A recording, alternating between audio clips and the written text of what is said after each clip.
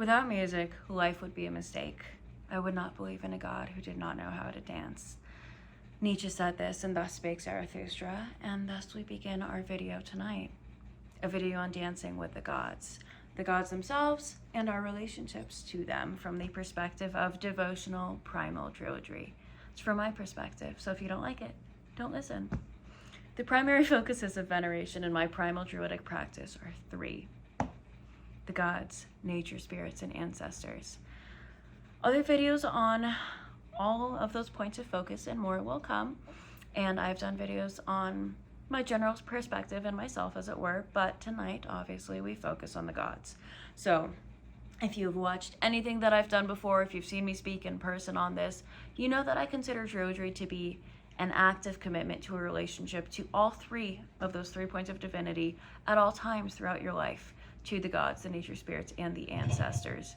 And while this video is about the gods broadly speaking, I will also be focusing on developing closer relationships with them, what it means to be in a closer, more consciously engaged, personal, often intimate relationship with deities, including what many of us call patron deity relationships, having a patron god, goddess, deity, what have you. And to be clear, I always like to make this very clear.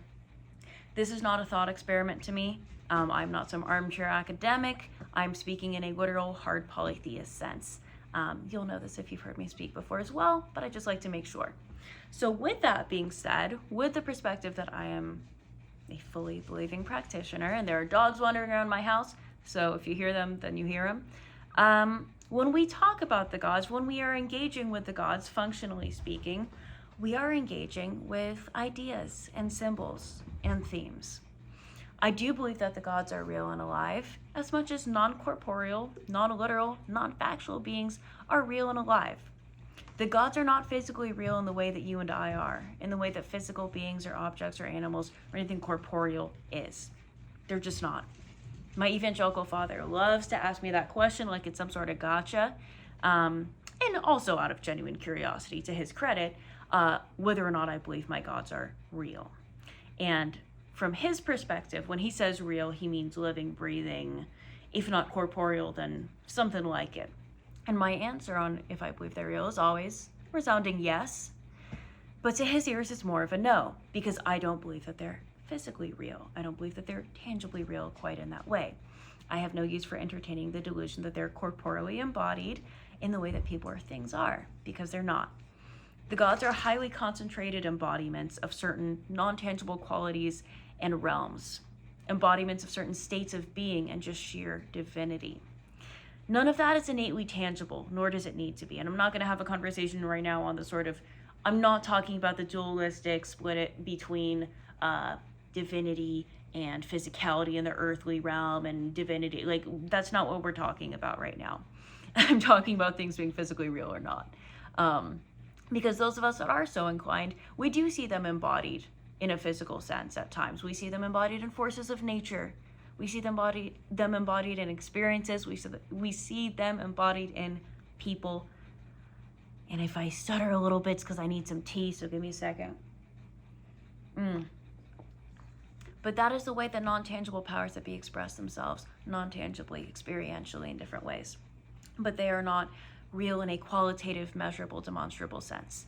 And this is where I will once again, as I always like to do, invite all of you to look into phenomenal writers like Mircea Eliade, like Carl Jung, and writers is it sounds dismissive, thinkers, depth psychologists, comparative mythologists, witches, I would say. But Mircea Eliade, Carl Jung, Joseph Campbell, Dr. Clarissa Pinkola Estes. There is a lot in the realm of depth psychology and archetypal psych, in comparative mythology specifically, that goes into what I consider a fact. The fact that what makes religion and myth and spirituality and practice, all of it, important to us, what makes it real, isn't whether or not it was real in a historical sense. And I would argue that even the most literalist, evangelical, fundamentalist Christian, that's not why it's important to them either, whether they can admit it or not, while they argue their ass off about, the reality of Jesus. I don't actually give a fuck how I don't know or care whether Jesus was a real person any more than I know or necessarily care if King Arthur, Ragnar Lothbrok, or any other sacred king or demigod or god or anything was a real person, or if they were a real person who did some of the things that accrued around their name, or if some of it was made up. I don't care. That is not what matters, because it isn't what sticks with us and what resonates with us internally so deeply that we incorporate their inspiration across the ages into our daily lives. We do that for an entirely different reason. So let me scroll around this just a little bit. So if that's not why, then why? I debated discussing this theme at the end of the video because it isn't a typical, or at least what I've seen as now typical, is sort of, here's how you can make an altar, or here's the highly subjective way that I talk to my deities, here's how I do things. Because I don't believe that that type of video actually helps all that much beyond facilitating some inspiration, beyond facilitating interpersonal discussion. It has its value, but I don't think that sort of arbitrary permission giving of like, this is valid, or if you want to collect feathers, that's valid. Like, it's not helping along your practice for me to sit here from the internet and say, oh, this thing that you already feel called to do is valid. Do it. If you feel called to do it, if you feel called to build a shrine in a certain way, an altar, what have you, do it. But I think what actually furthers along our practice, the royal hour here being people who actually care about doing fucking magic and having relationships with the gods, would be talking about the meat of why we do what we do and what builds up that energy and that drive behind it. Because I think most of us know how to build a fucking altar, and there's also different ways to do it. And if you feel called to do it in a certain way, you're going to do your own research on that. So anyways, I wrote a few different things around this, and I'm just going to keep going with my notes. So when I say that the gods are not literally real, and it's not a concern of mine, I'm going to also say this. This is not me stating to simply embrace woo-woo bullshit and delusion. So if you're leaning that way, stick with me a little bit. Someone being a real person who does important, great, or even miraculous things, it does not mean that anyone will care, let alone worship them. We care because they resonate with us internally. We care because the way that they stir us emotionally connects us to what calls us of the divine. Because it's calling to that inner world, to that other world, the part of us that is intangible, the part of us that does long to travel those other realms. And this is assuming that your religious practice, of course, that your religion is sincere. And it's not just you trying to show off or look holier than thou or literally virtue signal. As Nietzsche said, there was only one Christian and he died on the cross. So do with that what you will. Secondly, though, in this, and relating to what does matter in this domain more than just on paper, literal fact, I strongly believe that your ability to engage with the deities and the world of spirit will be as deep or as shallow as your ability to engage with your inner world. And from there, only from that ability, can you truly traverse the actual other world, what I would call the literal intangible realm of spirit. So for those who don't grasp still the value of religion, separate from its role as mere fact or fiction, I would posit an alternative answer. But for those still unmoved by that answer in this video, that is a case of human beings literally just being built in different ways. True atheists, not just people that dislike the corruption of organized mainstream religion, but true actual atheists, in my view, are just not people that are called by or feel the resonance of really engaging with that inner world and its symbols in a more mythic archetypal sense. It's just not how they relate to themselves nor to other people. It's not how they feel called to process or navigate the world or life itself. I am not saying that real atheists lack sentience, just that they don't seem to understand that consciously engaging the inner and the non-corporeal world in the sense of myth and ritual is something individually and communally valuable. It is what helps us experience catharsis. It is what helps us grow internally. But people are built different. Some people are allergic to peanut butter. We don't need to kill them. So anyways, they don't care to engage that side of things, even with the full knowledge that, of course, deities and religion do not need to be physically factually true, which you can do. You do not need to be woo-woo or delusional to engage in any of this. And that does not make you an atheist. And that's really the reason that I touch on this, is because I think that there's a lack of understanding. There could be more discussion around what constitutes religiosity from a pagan perspective, because so many people are caught up in basically a monotheistic mainstream Christian idea of what worship and belief are. Monotheism has this stranglehold on belief, on religion, on what that means, on what prayer means, on any of it. And I would like to disconnect those things, not 100%, but disconnect it from thinking that they're mutually exclusive, because they absolutely are not. If you are someone that is more of a critical thinker, if you have legitimate concerns about monotheistic practice, I do too. Plenty of pagans do. It doesn't mean that you can't engage with the divine in any sense. That is me going off into the weeds a little bit, but let me go ahead and check back into what I wrote. So for someone that doesn't understand how something not real can be real, the gods are real in the sense that the narratives, the psychological and inner drives, the archetypes, emotions, and power that they represent are all real. They are real in the sense that being in love is real, in the sense that choosing to carry the torch for a movement is real. They are real in the sense that the zeitgeist of entire generations are real. It feels a little unfortunate to me at times that so many people think that being religious has to mean being fake, supporting corruption, simply paying lip service to something that feels inauthentic to them, or thinking that it means just prostrating yourself to some father figure that you don't like or understand, or supporting some corrupt organization. Because I personally don't even disagree with the bulk of the umbrage that atheists take with religion a good amount of the time. And I want to fuck with the remote for my TV. Where is it?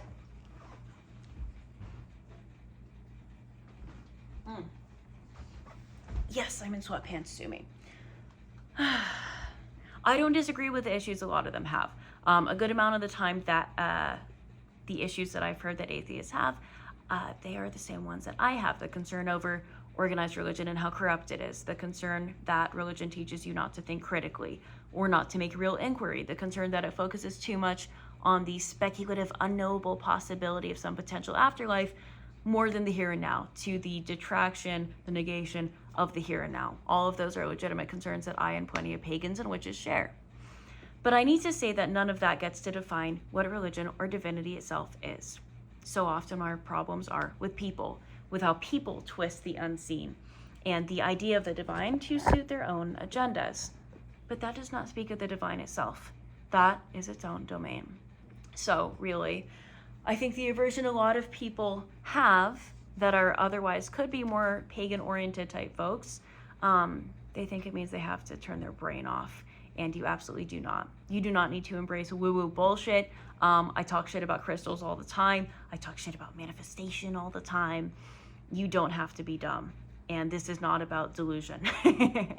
So none of that is necessary. And to the degree that there is a pagan spirit, not a consensus, mind you, but a spirit, it's definitely not turning your brain off and embracing shit that feels fake to you or that is fake objectively. To be pagan is to reject consensus. It is to stand apart from society at large. It is to determine what your values and principles are for yourself while recognizing the relationship between gods and man, between archetypes and man, inspiration, nature and man, between the ancestors and storytellers and warriors, and so much more across history and us, in an active magical veneration that's rooted in our own autonomy, rooted in our own sovereignty as both individuals and interconnected communities and tribes and outliers across time.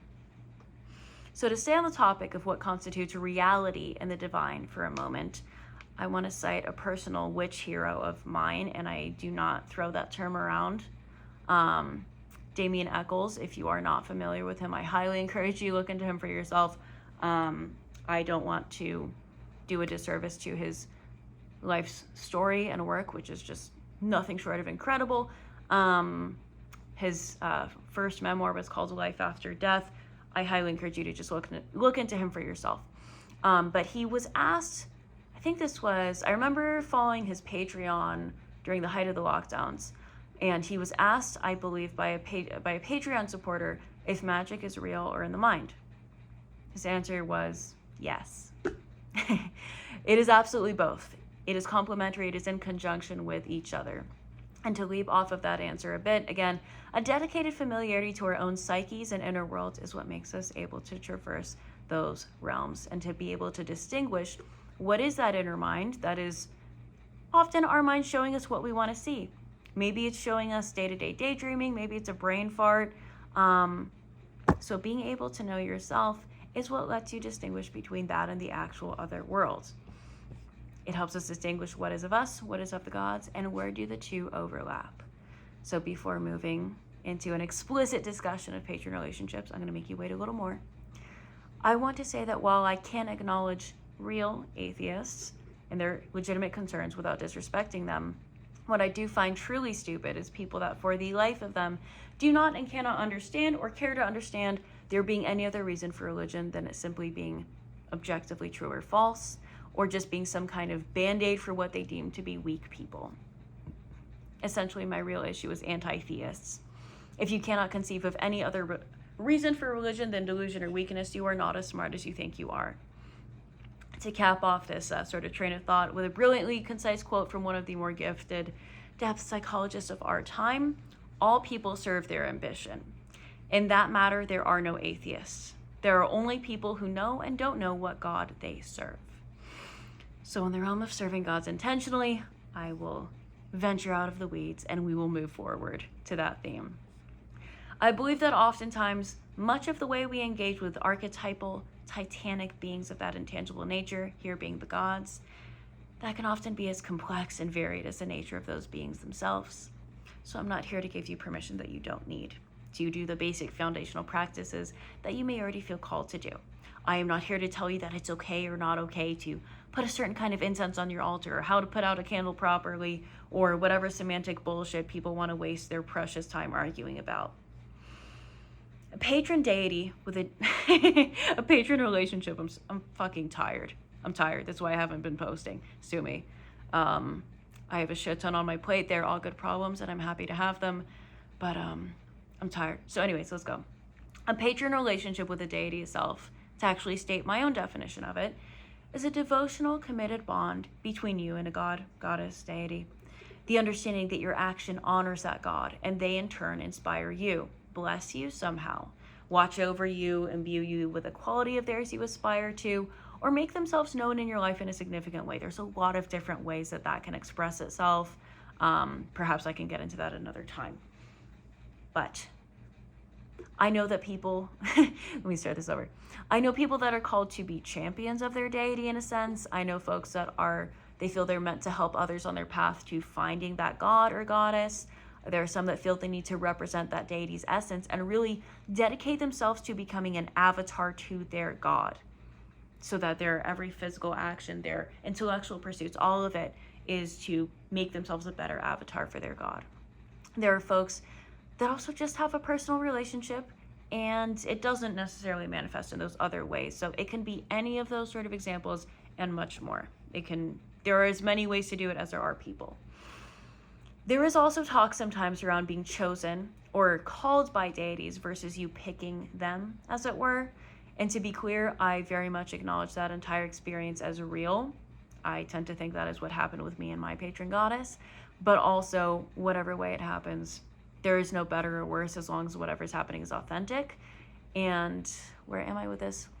The only better or worse is what's actually true to your life, to your experience, versus feeling the need to force yourself to adhere to something that feels fake to you. Like this friggin'. Anyway.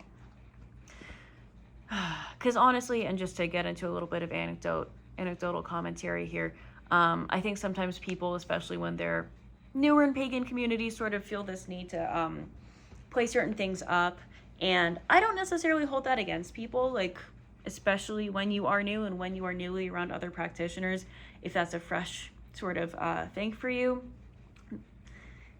you're finding your footing, like it can be weird, but overall, it's just on a practical sense going to be less rewarding to do something because you think it's someone else's idea of what a god relationship is or what cool is or whatever. So whatever way that it happens for you, whether you feel that you're called or you consciously seek out a deity for your own reasons, it is an exchange, and it does always involve a choice on both sides.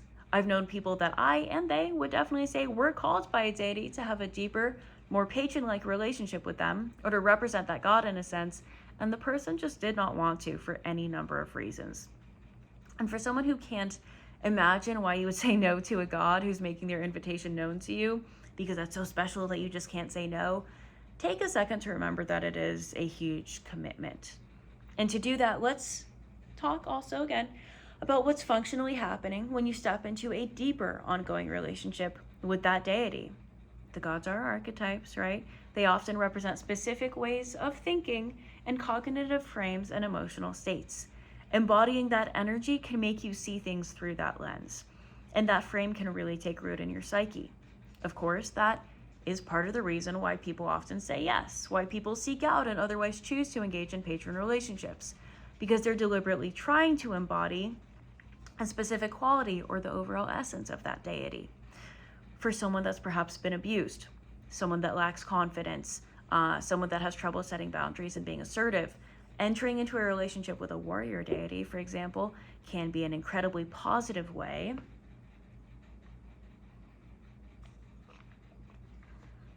to learn how to assert yourself, to cultivate their strength, their confidence, strength in knowing when to speak up about mistreatment, how to take care of it, how to take care of themselves. So many things in that vein, you get the idea. But by the same token, for someone that perhaps has anger issues, for someone less adept in grounding, for someone who is perhaps not as practiced as they could be in spiritual and emotional regulation, I have fucking been there. Entering into that same relationship with that type of deity could also not be as positive for them. It could mean them seeing everything as a fight. It could mean that you start being on edge all the time and doing dumb and dangerous shit because you're riding that energy, that narrative of that god, or the god is riding them. That's where that adeptness in all kinds of grounding comes in spiritual and emotional regulation, and knowing yourself so that you can distinguish between you and your shit in the actual other world. So this is where it bears stating again, but for a different reason now, and this is why I tried to make things so clear in the beginning, the gods are not people. They are not real in the way that we are. The reason I say this now is because we are the ones that have to move through the physical realm. We are the ones that need to move through the physical world and to learn how to navigate that energy in a way that doesn't make you an insufferable fucking crazy person. It doesn't turn you into someone that can't hold a job because you're always riding the energy. Like, some people get very caught up in that sort of romantic idea of basically being driven crazy by magic. And if you haven't met that kind of person, stick around long enough in this subculture and you absolutely will. But the reality of it is, the gods don't need to sleep. Gods don't need to eat. They don't have the physical reality of being a mortal with a day job and going to the bathroom and paying bills and maintaining relationships with human beings who aren't just currents of energy. And that means boundaries. That means a sense of grounding. That means making conscious, wise, grounded decisions around staying fucking sane, for lack of a better word. I'm sure there's a more poetic way that I intended to say that, but not going batshit fucking insane is in your best interest. So this may well be easier to navigate with some deities than others. Obviously, I will leave that for you to determine, but it bears stating. So again, there's plenty of good reasons why someone would say no to a deity offering their patronage, offering a deeper relationship. It's not something to take lightly. And if it's not something you genuinely want to do and think would benefit you, which is not a selfish concern, you're the one putting your ass on the line, I would stick with no and just keep on strengthening your own practice without a patron, which you definitely do not need. I do just want to say though, I have known people to whom gods have basically lent or at least temporarily offered blessings and bounty and such like while calling them and enticing them to their service. But if you flirt without committing for too long, at least in the cases that I've seen, the deity can just withdraw their blessings, withdraw their energy, withdraw their inspiration, their role in that person's life, and just move on to someone that actually wants it. So it is, again, a choice on both sides. Some offers don't last forever. So use your discernment, choose an alignment with what you truly want and need. What are you trying to bring into your life? What would you be good with incorporating into your cognitive framing? Patronage, as I said, is absolutely not the only way to have a close relationship with a deity. Or to frame it a bit differently, it's not the only way to engage with what that god embodies and represents. I think this especially bears repeating for those that want a patron relationship and just haven't felt anything click yet, or to people who just don't feel the need for one and they constantly hear, they hear about it, whatever. So I'm going to move on into addressing a few semi-related, often discussed topics by the very online population that sometimes there's this sort of conversation around terminology of working with versus just venerating or worshiping a god. And from where I'm sitting, I don't think people often realize this. It's just really a difference between coming from a more heavily witchcraft perspective or from a more pagan and polytheist perspective. If you do not blend them, I personally blend them. Obviously, these are not. Woo! What can I get for you? One of everything. God please. damn it. Any drinks? One of our signature cocktails to help you choke down your meal. I'm going right to bed after this. But generally speaking, a witch is going to, quote, work with a god to ally with them for certain purposes and may or may not have an ongoing similar type of devotional relationship, while a polytheist who doesn't necessarily do witchcraft is more definitionally in a worship devotional type relationship with them. So to work with, a witch might call on a god for a certain purpose, a certain ritual, and it's not going to be the same thing as a polytheist person just having an ongoing devotion commitment with that deity. So do with that what you will. Speaking of devotion, beyond the obvious of keeping altars and shrines and leaving personally significant material offerings, I see ritual as offering in and of itself.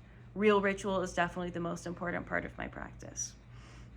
Ritual is really a mutual, God-mortal experience where you are making offering with your actions, and you're also able to feel out what that deity may be conveying to you in return. So if you're going to focus on anything with the intention on engaging in more devotion with the gods or a god, I would really suggest starting out with hammering out real, consistent time for them to do ritual in that capacity. On another practical note as well, I just want to say you can only focus on so many gods at a time. Yes, there is the word poly in polytheism.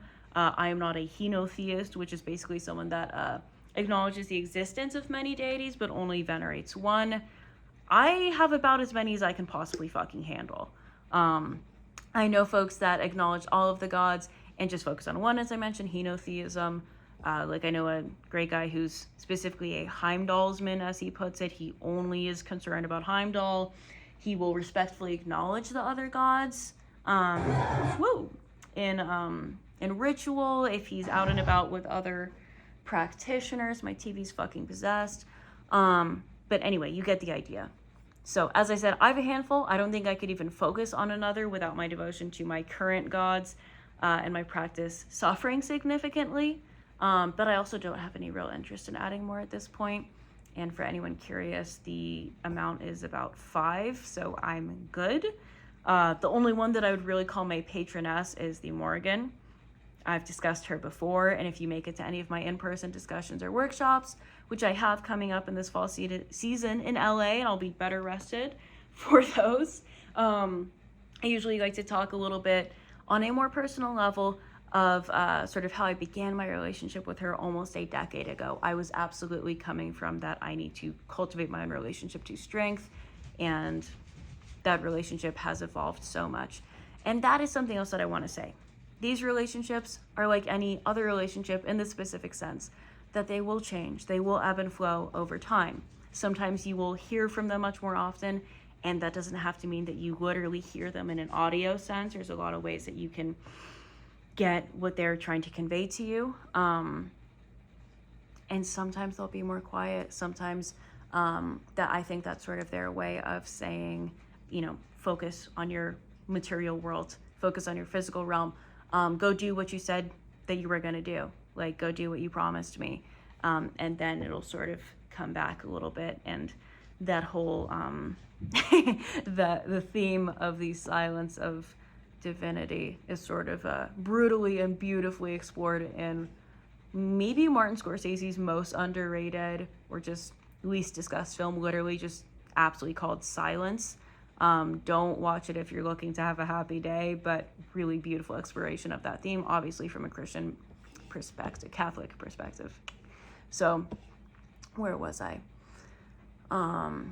Again, not going to sit here and tell you what is or isn't valid as if you need my goddamn opinion on it, but I will say, whatever way you exchange with the divine, pay attention to the way that that actually makes sense for you, right? Like, don't try to force yourself to physically hear things if you don't.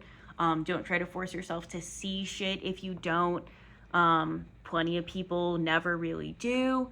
So pay attention to where that exchange actually is for you and follow that flow rather than trying to force your external expressions of devotion to adhere to some external idea. External is inauthentic to you internally of what you think it should or needs to look like. Especially in light of this fixation of like posting your altars on fucking social media, which is really crazy to me. To me, for the most part, altars are very, very personal, and it usually sort of reflects like what kind of spell work you're doing at a given time, where your relationship with certain deities are. There definitely are like communal working altars that I kind of don't mind people seeing. Actually, my background here is sort of like my living room communal altar with my roommate, my host here at Kill Coleman West, where I've been doing my rituals. But you get the idea. So we started this video with a quote from Nietzsche about a god that knew how to dance, and only believing in a god that could dance. But dancing is a partner and a group activity, not a spectator sport, in my opinion. So for those with the eyes to see and the ears to hear the music, I hope this video inspires you a little bit to go forward on your path of dancing with your gods. And if you are interested in more about in Primal Druidry itself, primaldruidry.com is where you should go. It is where you should be. It is where you should give me your email so I can send you basically just event invitations and updates on when I will be doing workshops / presentations / whatever you want to call, talking about this shit in real life, and potentially doing more public facing rituals. Typically, for my personal Primal Druidics, that sort of core group rituals, I do vet everyone. I do not okay everyone to come. Nothing personal, or something personal, depends. I gauge basically for compatibility, safety, basic shit like that. You also don't need to know every single reason. But where was I? My workshops and rituals, all my stuff is only in Los Angeles and the sort of surrounding areas for the time being. Until I can travel more, that is in my future plans. But my workshops themselves are open to the public. The rituals, you do have to apply to be considered. There is a section on the website where you can go ahead and sort of fill out my questions. I ask everyone the same questions. The website is a very recent addition. Prior to that, it was mostly word of mouth. People would send me some kind of interested message. I would send them the same questions. I found it interesting that sometimes as soon as I would send the questions, some of the same people that had been like banging down my door basically to come to my shit suddenly weren't responding. So I vet everyone. My concern is basically, are we on the same page? Are we looking to do the same kind of magic? Can we at least have enough overlap to get something done? For example, if your idea of paganism is never getting off your soapbox about how veganism is the be all end all of humanity, we're not going to gel. But anyways, you can go to the website to read about that and more. I have a workshop followed by a sort of taster ritual that's I'm delighted to be doing on October the 13th, on a Friday the 13th in October. So if you want to do that, by all means, you get it. Go to the website. Anything else I want to say? To just follow my day-to-day. My Instagram is Outlaw Priestess. And thank you for listening. As I said, I am fucking exhausted. I have a lot on my plate, all of which are very, very good things. But my posting has been very intermittent for that reason. So I will be a little more consistent these days. I want to follow up this video with more of a discussion on patron deity relationships and sort of ways to embody that in a more physical way. This video, I felt like what came out as I was writing about it was more, okay, what is this not? What do I not want to have people bring into this sort of theme? And I do think that we could do a lot better with just defining terms. So anyways, I know that I spent half of it talking about what this isn't and only about half of it saying what it is.